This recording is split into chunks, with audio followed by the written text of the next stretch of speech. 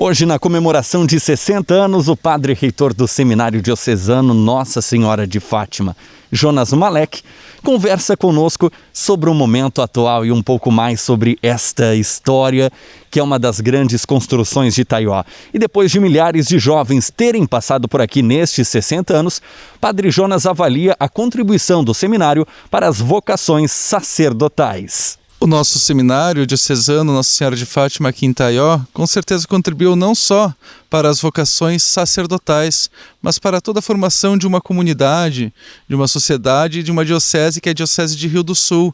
Então esses jovens, muitos deles passam por aqui, mas nem todos ficam padres depois.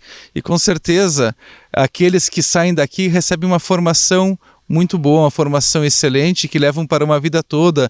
E muitas vezes a gente recebe esses jovens que passaram por aqui, depois formados, adultos, já casados, já agradecendo por aquilo que receberam nesta casa.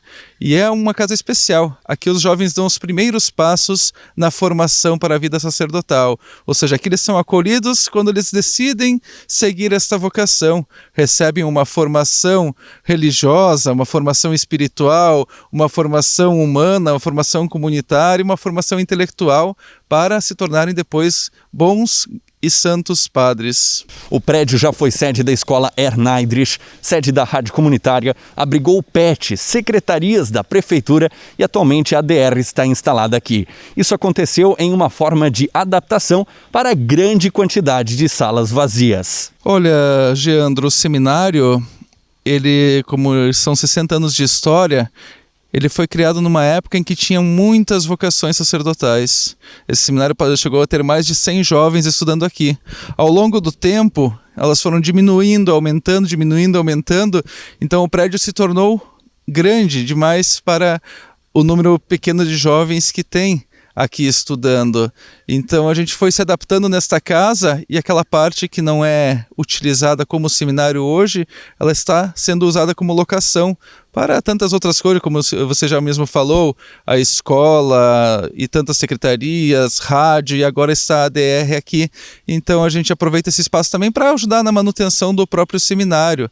Mas Deus queira que nós tenhamos, quem sabe, aí, aumentando o número de vocacionados aqui no nosso seminário. Nós temos hoje 6 jovens aqui de diferentes municípios que estudam.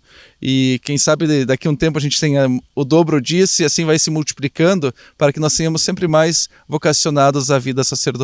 Hoje são vários os fatores com que fizeram o número de internos diminuir ao longo das décadas. É uma realidade às vezes até difícil de ser explicada, mas a gente olha para a nossa sociedade hoje e vê que um pouco a religiosidade do povo também diminuiu.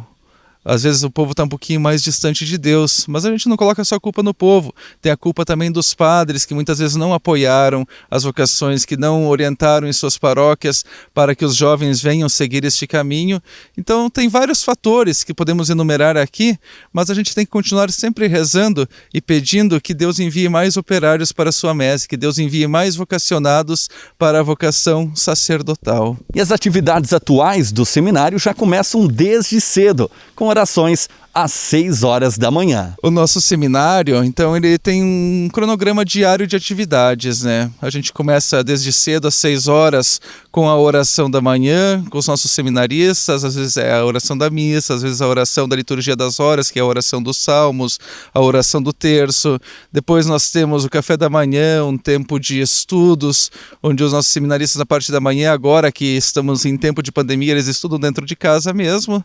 Depois, após o almoço, na parte da tarde, nós temos um tempo de trabalho, mais um tempo de estudo também, que é um fator essencial na vida do sacerdote, estar sempre se preparando, sempre estudando, horários de convivência comunitária, de recreação, de esportes, mas ela é baseada, a nossa vida aqui dentro, na formação para a oração, para a vida espiritual e para os estudos. São 2 fatores importantes na vida do padre.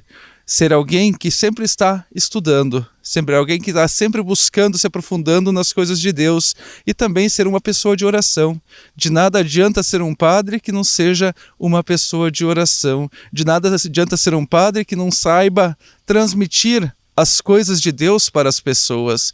Então nós precisamos focar sempre nessa questão do estudo e da oração. Claro que olhando para a formação humana, olhando para os momentos de descontração que os jovens também precisam ter no nosso dia a dia. E também faço aqui meu pedido a você que está nos acompanhando aqui pela Rede Web TV, que você também pode ajudar na manutenção da nossa casa, fazendo a doação para que a gente possa renovar esse prédio, para que a gente possa cuidar dos nossos seminaristas, para que você possa também ajudar assim na formação dos futuros padres. Toda a manutenção desta casa que nós fazemos aqui, ela vem de doações das pessoas, das paróquias, da comunidade, que contribuem na manutenção da nossa casa. E tudo isso auxilia na formação dos futuros padres da nossa diocese. Que Deus abençoe a cada um de vocês. Rede Web TV, a sua TV online.